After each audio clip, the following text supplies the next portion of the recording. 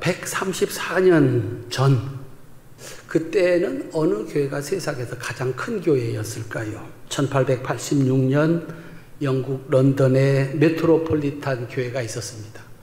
그 교회를 담임하시는 분은 그 유명한 스펄천 목사님이셨습니다. 그때 전체 신자의 숫자가 4,366명이었다고 합니다. 그 당시에 세계에서 가장 큰 교회였습니다. 하루는 설교 시간에 스펄천 목사님이 성도들에게 이렇게 설교하셨습니다. 사랑하는 형제 자매 여러분, 주님을 향해서 뜨거운 가슴을 가진 사람 12명만 있다면 이 런던의 삭막하고 고독한 환경을 기쁨으로 충만한 곳으로 바꿀 수 있습니다. 그러나 4,366명이 있다 할지라도 전부가 다 미지근한 성도라면 아무것도 할 수 없을 것입니다. 라고 말했습니다. 가슴이 뜨거운 사람, 어떤 일을 하되 열정적으로 열심히 하는 사람을 가리킵니다. 그 열정의 힘을 조선시대 명필 양사헌은 우리가 잘 아는 명문으로 이렇게 남겼습니다. 태산이 높다 하되 하늘 아래 위기로다. 오르고 또 오르면 못 오를 리 없건만은 사람이 제 안이 오르고 왜만 높다 하더라. 예수님도 이 열정의 가치를 마태복음 7장 7절로 8절 산상수훈에서 이렇게 가르치셨습니다. 구하라 그러면 너희에게 주실 것이요, 찾으라 그러면 찾을 것이요, 문을 두드리라 그러면 열릴 것이니 구하는 이마다 얻을 것이요, 찾는 이가 찾을 것이요, 두드리는 이에게 열릴 것이니라. 사람이 해야 할 노력, 열심의 가치를 말해주는 명언입니다. 열심은 국어사전에서 하는 일에 마음을 다하여 힘쓰는 것이다 라고 정의를 했습니다. 한자로는 더울 열의 마음 힘자입니다. 마음을 다해서 할 수 있는 불같은 능력, 그것을 가르치는 말입니다. 히브리어에서는 이 열심을 키느아트라고 씁니다. 시기하다, 질투하다 그런 뜻입니다. 지고는 못 사는 마음, 상대방을 마침내 이기겠다는 마음, 그리고 드디어 이기는 능력을 열심이라고 씁니다. 이 말을 선지자들이, 예언자들이 주로 사용하였는데 언제 썼는고 하면 여호와 하나님은 반드시 뜻하신 일을 이루신다라고 할 때 여호와의 열심 이렇게 썼습니다. 에스겔서 39장 25절입니다. 그러므로 주 여호와께서 이같이 말씀하셨느니라. 내가 이제 내 거룩한 이름을 위하여 열심을 내어 야곱의 사로잡힌 자를 돌아오게 하며 이스라엘 온 족속에게 사랑을 베풀리라. 내 이름을 위해서 내가 이스라엘 백성들을 돌아오게 할 것이고 그들에게 은혜와 사랑을 베풀어 그들로 하여금 다시 회복되어서 이전의 영광을 회복하게 하리라, 되찾게 하리라. 하나님의 열심입니다. 사도 바울은 로마서 12장 11절에서 이렇게 당부했습니다. 부지런하여 게으르지 말고 열심을 품고 주를 섬기라.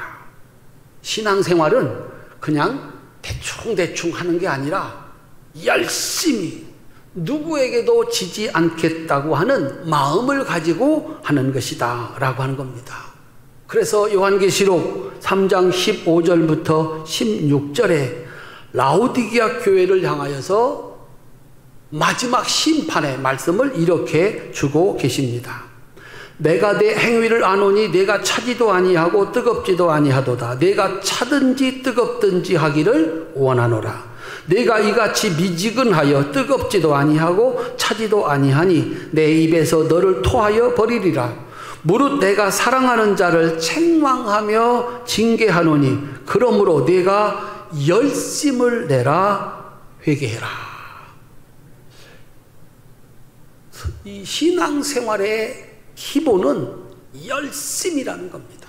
하나님을 섬기는데 미지근하게 하는 것도 아니고 안 하는 것도 아니고 뜨겁게 열심히 해야 한다라고 하는 겁니다.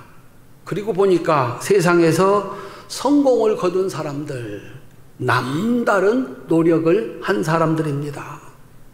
발가락이 휘어지도록 연습했다는 발레리나, 무릎과 허리가 주저앉도록 연습했다는 스케이트 선수, 목에서 피가 나도록 연습했다는 가수, 아침부터 저녁까지, 아니 자는 것도 있고 가족과 여행 한 번 가지 못하고 일만 했다는 사람들, 수많은 유혹에도 불구하고 하루도 변함없이 자신의 삶의 자리, 삶의 원칙을 변함없이 지켰다는 사람들. 그들은 성취를 하고 사람들에게 감동을 줍니다. 사람들은 그들에게 그 수고에 대해서 마땅한 대가를 지불합니다. 4,366명이 열심히 일하지 않으면 12명이 열심히 일하는 것이 훨씬 더 많은 일을 할 수 있다라고 하는 것입니다. 이 열심의 노력, 이 노력에 관한 최고의 명언의 주인공은 여러분들이 잘 아는 에디슨입니다. 에디슨은 2주에 하나씩 발명을 했답니다. 그래서 1033개의 발명품을 만들었다 합니다. 어떻게 그럴 수 있을까? 그가 남긴 유명한 명언입니다. 천재는 99%의 노력과 1%의 영감으로 이루어진다. 99%의 노력과 1%의 영감. 어떤 게 더 중요할까요? 당연히 숫자가 99, 99이니까 하나에 비해서 훨씬 더 크고 중요한 것 같습니다. 그래서 이 격언은 사람을 다그칠 때 많이 씁니다. 너도 할 수 있어. 하면 돼. 99%의 노력, 그것을 강조합니다. 99%의 노력은 당연한 겁니다. 노력 없이 성취는 있을 수 없습니다. 그가 천재라 하더라도 반드시 99%의 노력이 있어야 한다라고 하는 겁니다. 문제는 1%의 영감입니다. 사실 이 말은 에디슨이 82세 생일 때 기자와의 인터뷰에서 만들어진 말이라고 합니다. 에디슨이 이렇게 말을 했답니다. 최초의 영감이 좋지 않으면 아무리 노력해도 소용이 없는데 무턱대고 노력만 하는 사람은 에너지만 허비하는 것과 같습니다. 그런데 안타깝게도 이 사실을 모르는 사람이 너무 많은 것 같습니다. 이렇게 말했는데 기자가 이것을 이렇게 만든 겁니다. 천재는 99%의 노력과 1%의 영감으로 이루어진다.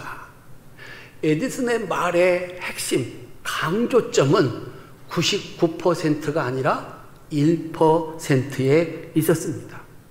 이 1%의 영감은 두 가지로 해석을 할 수가 있습니다. 첫 번째는 흔히 말하는 하나님이 주신 재능입니다. 그 운동을 하기에 적합한 신체 조건 1%입니다. 우리 음악 하시는 분들, 음악에 관한 재능 1%입니다. 그 일을 해낼 수 있는 재능 없다면 아무리 노력을 해도 큰 성공을 결코 거둘 수 없다는 것입니다. 둘째, 1%의 영감은 그 일의 가치입니다. 사람은 누구나 참으로 열심히 하루를 보냅니다. 열심히 하루를 보내지 않는 사람은 세상에 없습니다. 어떤 사람은 먹는 것으로 참 열심히 하루를 보냅니다. 어떤 사람은 노는 것으로 참 열심을 냅니다. 어떤 사람은 운동하는 일로 어떤 사람은 공부하는 일로 그렇게 열심히 삽니다. 그런데 열심히 일을 했다고 해서 모두가 다 그런 성취를 마침내 이루는 것은 아니더라 라고 하는 겁니다.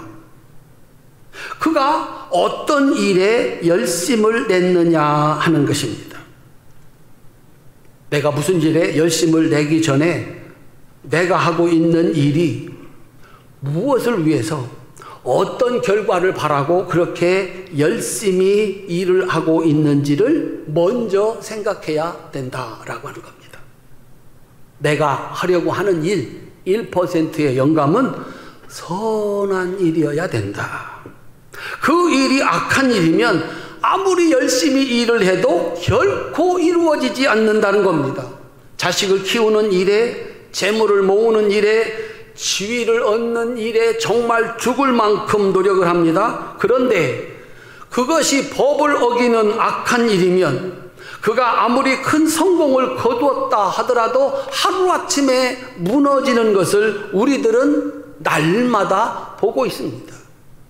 그 일은 이루어져 가는 일이 아니라 마침내 망가지는 일, 없어지는 일이 돼버리고 만다라고 하는 겁니다. 그래서 99%의 노력보다 더 중요한 것은 1%의 영감이다. 내가 이 일을 할 수 있는 재능이 있는가? 내가 하려고 하는 이 일이 선한 일인가? 그 일이 먼저입니다.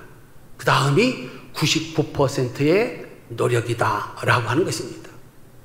예수님은 어떠셨을까요? 예수님은 어떻게 사셨을까? 30년을 사람의 아들로 정말 열심히 사셨습니다. 딱 한 군데 성경은 이렇게 쓰고 있습니다. 누가복음 2장 51절 순종하여 받드시더라 그랬습니다. 아버지 어머님을 순종하고 그분들과 더불어 30년을 열심히 일을 했다라고 하는 겁니다. 그 일이 끝났을 때 3년 동안 하나님 아들로 하나님의 일을 하셨습니다. 하나님 나라를 선포하시고 하나님 나라를 가르치시고 병자를 고쳤습니다. 3년은 예수님에게 참 부족한 시간이었습니다. 3년만 일고 3년만 일을 하고 올라오라는 겁니다. 그래서 그 짧은 시간을 주님은 정말 열심을 다해서 일하셨습니다. 머리 두고 쉴 곳이 없었다 그랬습니다. 잠은 기도하는 산에서 주무시기 일쑤였고 파도치는 바다 거기서도 일어나지 못하고 마치 죽은 것처럼 그 배에서 잠을 자셨습니다. 마지막 하나님이 맡기신 십자가의 일을 완수하기 위해서 이마에 흐르는 땀방울이 핏방울이 되도록 열심히 밤새워 기도하셨습니다. 그런 하나님을, 그런 예수님을 하나님이 도우셨습니다. 그래서 그 끝에서 다 이루었다라고 말할 수가 있었습니다. 나에게 명령하신 일, 내가 해야 할 일을 다 이루었다라고 말씀을 하신 겁니다. 오늘 본문은 요한복음에서 예수님이 하나님의 아들로서 하신 두 번째 일입니다. 첫 번째 일이 혹시 뭔지 기억하십니까? 바로 그 앞에 나오는 사건입니다.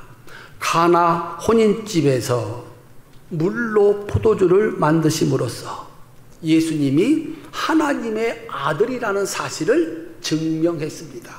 제자들이 보고서 이분은 하나님의 아들이다라고 인정을 했습니다. 그리고 오늘 두 번째로 오늘 본문에서 성전이 만민이 기도하는 하나님의 집이고 예수님이 그 성전의 주인이라는 사실을 가르쳐 주셨습니다. 성전 정화 사건으로 불리는 이 사건은 3년 동안 예수님이 일하시는 모습과는 전혀 다른 유일하게 아주 특별한 그런 일하시는 모습을 우리에게 보여주고 있습니다. 그야말로 분노를 참지 못하시고 열정적으로 앞뒤를 가리지 않고 일하시는 예수님의 모습이 여기 유일하게 나와 있습니다. 13절부터 17절을 보면 6월절이 되어서 온 백성들이 성전에 와서 하나님께 제사를 드렸습니다. 제사를 드리기 위해서 소도 필요하고 양도 필요하고 비둘기도 필요했습니다. 동전도 필요했습니다. 이런 사람들로 그 성전이 완전히 장터가 돼버리고 말았습니다. 예수님께서 들어가셔서 노끈으로 채찍을 만드셔서 양과 소를 성전에서 내쫓으시고 돈 바꾸는 사람의 그 돈을 상을 엎으시고 비둘기 파는 사람들 다 쫓아냈습니다. 16절과 17절 사이에 다른 복음서에는 내 집은 장사하는 집, 강도의 소굴이 아니라 내 집은 만민이 기도하는 집이다 라고 선언하셨습니다. 한번 따라합시다. 내 집은 만민이 기도하는 집이라. 한번 광경을 상상해 보시겠습니까? 그 순한 예수님이 화를 참지 못하시는 모습, 노끈으로 채찍을 만들어서 소를 내리치고 양을 내리치고, 여러분 그 성전은 그야말로 난장판이 돼버렸습니다. 다 내쫓았습니다. 돈 바꾸는 상을 뒤엎었습니다. 이 대목에 여러분이 은혜 받으면 큰일 납니다. 집에 가서 밥상 들러 엎으면 쫓겨납니다. 정말 예수님은 그 이후로도 그 이전에도 보이지 않는 모습을 여기서 보여주었습니다. 그러시고서 선언을 한 것입니다. 내 집은 만민이 기도하는 집이다. 예수님은 이 사건을 통해서 성전이 어떤 곳인지, 성전을 지키는 것이 얼마나 중요한지를 제자들한테 가르쳐 주시는 겁니다. 여기는 만민이 기도하는 집이다. 어떻습니까, 성도님들? 언제부턴가 세상은 나뉘고 거기서 또 나뉘고 또 나뉩니다. 나라와 나라가 나뉘고 신분과 신분으로 나뉩니다. 들어갈 수 있는 곳과 들어갈 수 없는 곳으로 나뉩니다. 그 회사 들어가려면 그런 자격을 갖춰야 됩니다. 그 학교 들어가려면 그런 자격을 갖춰야 됩니다. 자격이 안 되면 거기 들어갈 수 없습니다. 그 경계선을 넘으려고 하면 자격을 갖추어야 합니다. 그런데 이 세상에 단 한 군데 경계선 없이 조건 없이 들어갈 수 있는 단 한 곳이 있다고 주님이 말씀을 하고 있는 겁니다. 한번 따라합시다. 내 집은 만민이 기도하는 집이라. 여기는 경계선이 없다는 겁니다. 조건이 없다는 겁니다. 누구든지 들어와 기도하는 곳이 하나님의 집, 성전이다 라고 선언을 했습니다. 관주에 보면 이 말씀의 원문은 이사야 56장 1절부터 7절에 나와 있습니다. 누구든지 와라. 그게 죄인이든지 무능력한 사람들이든지 이방이든지 누구든지 와서 이 성전에 와서 하나님 백성이 되겠다고 하면 차별하지 않고 받아주겠다. 7절입니다. 내가 그들을 나의 거룩한 산으로 인도하여 기도하는 내 집에서 기쁨을 누리게 하겠다. 또한 그들이 내 제단 위에 바친 번제물과 희생제물들을 내가 기꺼이 받을 것이니 나의 집은 만민이 모여 기도하는 집이라고 불릴 것이다. 이 말씀을 거슬러 올라가면 이 땅에 있었던 첫 번째 성전, 솔로몬이 성전을 짓고 하나님 앞에 봉헌할 때 드렸던 봉헌사에 이 말씀에 다시 원문이 들어 있습니다. 역대하 6장 21절부터 42절입니다. 요약하면 이렇습니다. 주의 종과 주의 백성 이스라엘이 이곳을 향하여 기도할 때 들어주시옵소서. 범죄한 이스라엘과 그의 백성이 돌아와 회개하면 용서하고 회복시켜 주옵소서. 주의 백성 이스라엘에 속하지 않은 이방인들이 먼 지방에 와서 이 성전을 향하여 기도하거든 이루어 주옵소서. 이스라엘 백성들이 전쟁터에 나갈 때 기도하면 승리하게 하여 주시고, 죄를 져서 포로로 잡혀가 남의 나라로 포로로 잡혀갔을 때 회개하고 이 성전을 향하여 기도하면 돌아오게 하시옵소서. 이게 하나님의 집 성전입니다. 누구나 들어와 기도하고 용서받고 회복하는 곳이 하나님의 집 성전입니다. 거기는 차별이 없습니다. 조건이 없습니다. 차별이 있으면 이미 하나님의 집이 아닙니다. 예수님께서 장사하는 곳으로, 자신들의 입속을 챙기는 곳으로 만들어버린 성전을 예수님이 하나님의 아들로서 첫 번째 하신 일 깨끗하게 하셨습니다. 그리고 선언하셨습니다. 내 집은 만민이 기도하는 집이다. 사랑하는 성도님들, 그 하나님의 집 어디에 있습니까?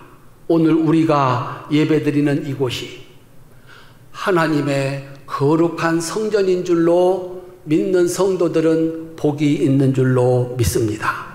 오늘날의 교회는 두 가지 의미를 가지고 있습니다. 첫 번째는 하나님께서 말씀으로 계신 하나님의 집, 건물로서의 교회입니다. 그래서 우리가 여기서 건물을 짓고 하나님의 말씀을 가르칠 때 거기를 성전, 하나님의 집이다 라고 말하는 겁니다. 성전은 뭐 하는 곳이냐? 하나님을 만나는 곳입니다. 하나님 어디 계십니까? 하나님은 말씀으로 계십니다. 보이지 않는 하나님이 여기 이렇게 말씀으로 계시는 겁니다. 그래서 성경의 첫 번째 사명은 말씀을 가르치는 겁니다. 그 말씀은 하나님의 지혜와 능력이 되어서 하나님이 우리를 인도하시고 축복하시는 그 놀라운 역사가 이곳에 함께하게 하십니다. 시편 119편 97절부터 100절까지입니다. 내가 주의 법을 어찌 그리 사랑하는지요. 내가 그것을 종일 작은 소리로 읊조리나이다. 주의 계명들이 항상 나와 함께하므로 그것들이 나를 원수보다 지혜롭게 하나이다. 내가 주의 증거들을 늘 읊조림으로 나의 명철함이 나의 모든 스승보다 나으며 주의 법도들을 지킴으로 나의 명철함이 노인보다 나으니이다. 교회는 하나님의 말씀을 가르치는 곳입니다. 그 하나님의 말씀이 곧 하나님의 은혜고 하나님의 지혜고 하나님의 능력입니다. 그 말씀을 배우고 그 말씀을 따라 살으니까 원수보다 지혜롭게 된다. 누구와 싸워도 지지 않는다. 스승보다도 낫고 노인보다도 뛰어나게 만든다라고 하는 겁니다. 그래서 교회는 하나님의 말씀이 있어서 성전이 되는 것입니다. 교회는 성경을 가르칩니다. 하나님의 말씀을 배우고 실천하는 사람은 세상에 그 누구도 따를 수 없는 지식과 지혜를 얻게 됩니다. 그런데 성경의 힘, 하나님의 능력은 거기서 끝나는 게 아닙니다. 디모데후서 3장 15절부터 17절입니다. 성경은 능히 너로 하여금 그리스도 예수 안에 있는 믿음으로 말미암아 구원에 이르는 지혜가 있게 하느니라. 모든 성경은 하나님의 감동으로 된 것으로 교훈과 책망과 바르게 함과 의로 교육하기에 유익하니 이는 하나님의 사람으로 온전하게 하며 모든 선한 일을 행할 능력을 갖추게 하려 함이라. 성경은 단순히 승리하고 성공하여 영광을 얻는 데 그치지 않습니다. 그곳에는 사람을 구원하는 능력이 있고 마침내 사람을 온전히 온전하게 만드는 선한 일을 할 수 있는 사람으로 만드는 능력이 성경 안에 있다라고 합니다. 한번 따라합시다. 하나님의 말씀이 있어서 성전입니다. 그 말씀은 하나님이십니다. 여러분들이 그 말씀을 믿고 따라갈 때 그곳에는 세상 사람들이 따를 수 없는 지혜가 있고 사람을 변화시키고 변화시켜서 완전한 사람으로 선을 행할 수 있는 하나님의 사람으로 만들어주는 능력, 이것이 성전 안에서 이루어지는 일입니다. 두 번째, 교회는 흔히 말하기를 에클레시아 이렇게 말합니다. 불러냄을 받은 무리들. 교회는 예수님의 몸이 성령으로 함께 하심으로써 교회가 된다. 예수님이 성령으로 함께하는 곳, 그곳이 교회다. 에베소서 1장 23절입니다. 교회는 그의 몸이니 만물 안에서 만물을 충만하게 하시는 이의 충만함이라. 교회는 예수님의 몸이랍니다. 고린도전서 12장 27절로 28절, 너희는 그리스도의 몸이요 지체의 각 부분이라. 하나님이 교회 중에 몇을 세우셨으니 첫째는 사도요, 둘째는 선지자요, 셋째는 교사요, 그 다음은 능력을 행하는 자요, 그 다음은 병 고치는 은사와 서로 돕는 것과 다스리는 것과 각종 방언을 말하는 것이라. 아멘. 한번 따라합시다. 내가 교회입니다. 교회는 예수님이 머리이시고 우리 모두는 그의 지체다. 그래서 한 몸이다라고 하는 거예요. 그래서 교회 안에는 어떤 사람은 말을 하고 어떤 사람은 손으로 봉사하고 어떤 사람은 물질로 봉사하고 그래서 교회가 된다라고 하는 것입니다. 교회는 예수님이 부르시고 그에게 능력을 주시고 그래서 예수님이 명령하신 일을 하는 곳이 교회다라고 하는 겁니다. 그래서 교회에 나오는 모든 성도가 이분들이 예수님의 몸으로서 교회입니다. 조건이 없습니다. 예수님은 필요하면 그를 부르십니다. 그리고 그에게 은혜를 주시고 그 일을 할 수 있는 능력을 주셔서 예수님이 하려고 했던 그 일들, 세상을 구원하고 축복하는 일을 하게 한다라고 하는 겁니다. 그러니까 교회는 단순히 다니는 곳이 아니라 일하는 곳이다 라고 하는 겁니다. 그래서 교회 와서 예수님이 주시는 은혜와 능력을 가지고 예수님이 명령하신 일을 하고 그 예수님이 주시는 복을 받아서 누리는 곳이 교회다라고 하는 겁니다. 목사님들은 말씀을 전하고 기도하는 일을 전념하는 사람들, 그 일을 하는 사람들입니다. 초대교회 보니까 7집사, 오늘날로 말하면 장로님들입니다. 이분들은 교회 구석구석을 돌보는 일을 합니다. 어린아이도 교회 일원으로 일을 했습니다. 보리떡 5개, 물고기 2마리 내놓았습니다. 그래서 그곳에 있는 사람을 다 먹게 했습니다. 가난한 과부도 교회의 일원으로서 주님의 일을 할 수가 있었습니다. 엽전 2개, 동전 2개면 좋겠습니다. 야, 나는 나이를 이렇게 먹어서 80이 되고 90이 됐는데 나도 교회인가? 나도 뭐를 해야 되는가? 어때요? 우리 성로의 어르신들. 안나와 시므온은 평생을 나이 먹어 늙어서 성전에서 기도했습니다. 이스라엘의 회복을 위해서 기도했습니다. 그것이 그들에게 주어진 일이었습니다. 그렇습니다. 우리 어르신들은 이제 일할 수 있는 거, 그건 젊었을 때 하는 겁니다. 이제는 성전에서 기도하는 겁니다.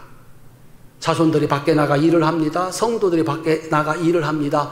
그들을 도와달라고, 그들을 축복해달라고 기도하는 사명이 우리 안나와 시므온 성로 회원들한테 있다라고 하는 겁니다. 교회는 일하는 자들이 주인입니다. 어부도 노인도 죄인도 상관이 없습니다. 예수님이 불러서 은혜 주시고 그 일을 할 수 있도록 능력도 주십니다. 교회는 그냥 다니는 곳이 아니라 예수님의 몸이니까 손이 움직여야 교회가 됩니다. 발이 움직여야 교회가 됩니다. 입이 움직여야 교회가 됩니다. 조건이 하나 있습니다. 따라합시다. 열심히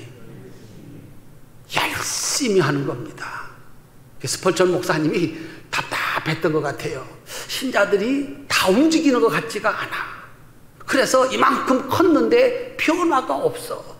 그래서 이 중에 12명만 열심으로 일하면 아마 세상이 바뀔 겁니다 라고 설교하고 있었는지도 모르겠습니다.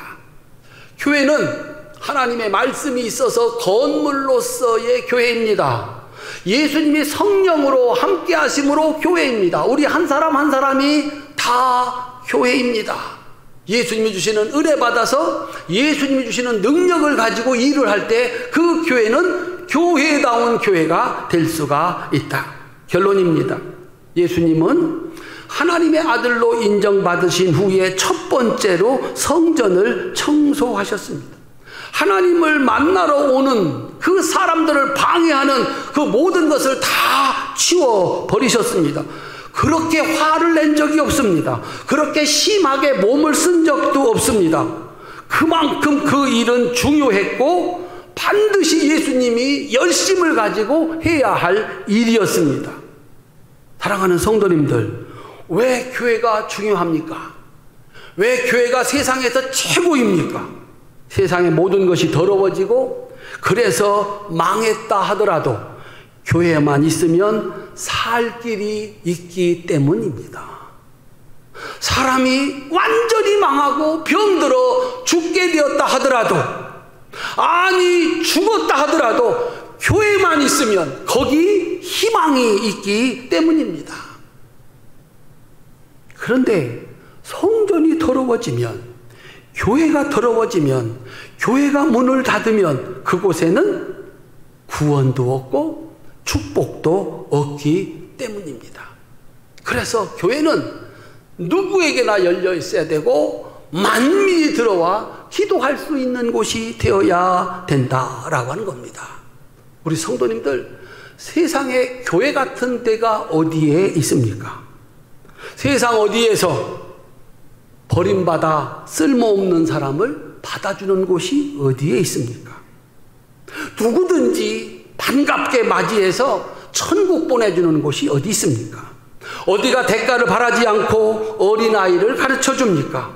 어디가 성공한 사람이 와서 그 성공을 지키고 실패한 사람들이 와서 다시 회복하는 데가 어디에 있습니까?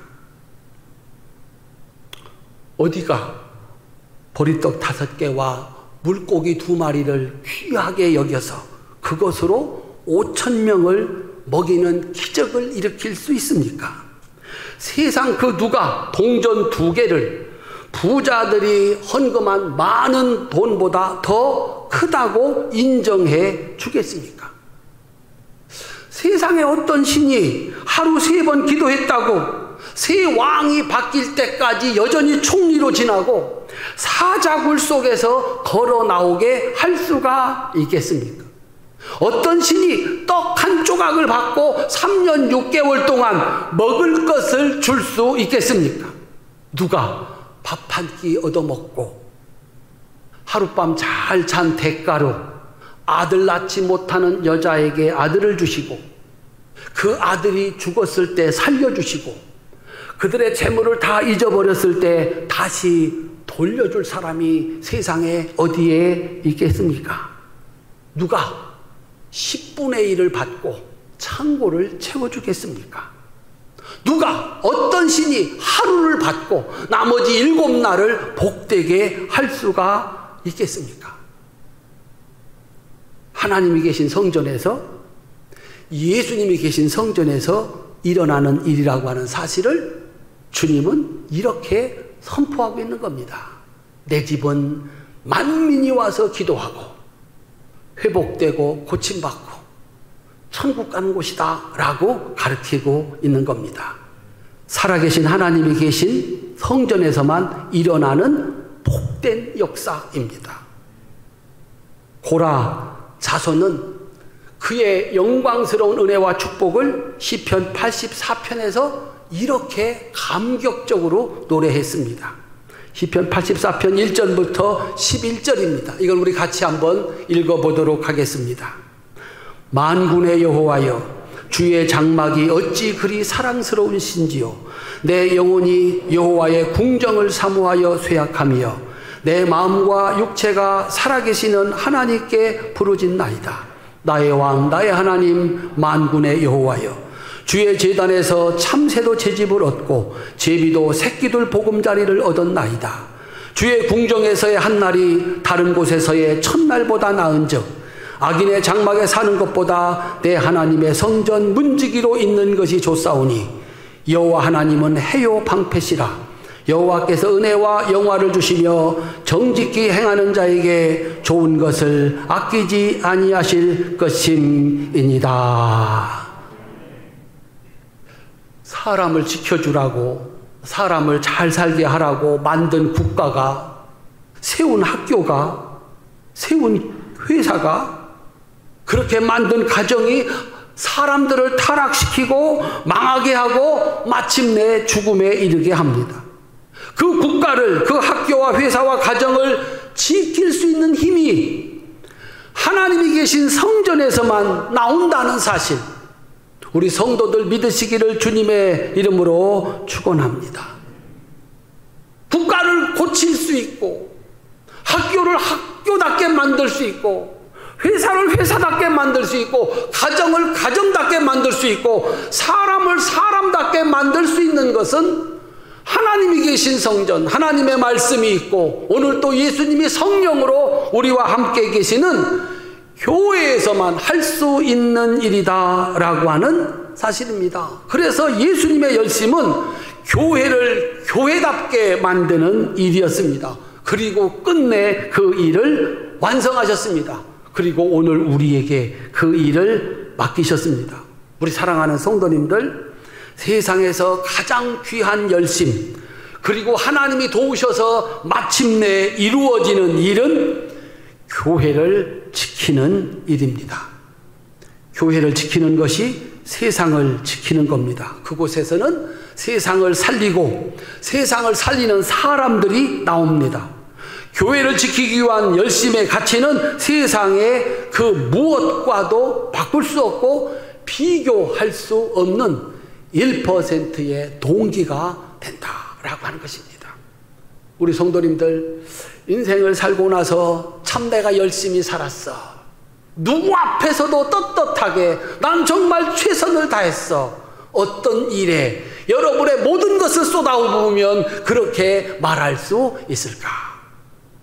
나에게 주신 재능을 가지고, 나에게 주신 재물을 가지고 열심히 일을 해서 교회를 지키시기를 주님의 이름으로 축원합니다. 그곳에서 내가 복을 받을 겁니다. 그리고 사람들이 저 문으로 들어와서 새 삶을 살게 될 겁니다. 죽은 자도, 세상에는 소망이 없다는 죽은 자도 부활의 영광을 보게 될 것입니다.